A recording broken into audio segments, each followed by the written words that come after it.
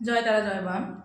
তো আপনারা যখন যন্ত্রম লিখছেন বা যন্ত্রমে তৈরি করছেন কাউকে করে দেওয়ার জন্য বা নিজেদের জন্য, তো সেই ক্ষেত্রে আপনারা কী ধরনের কলম ইউজ করছেন, কোন কাজে কি কলম ইউজ করবেন সেটা আমি বলে দিচ্ছি।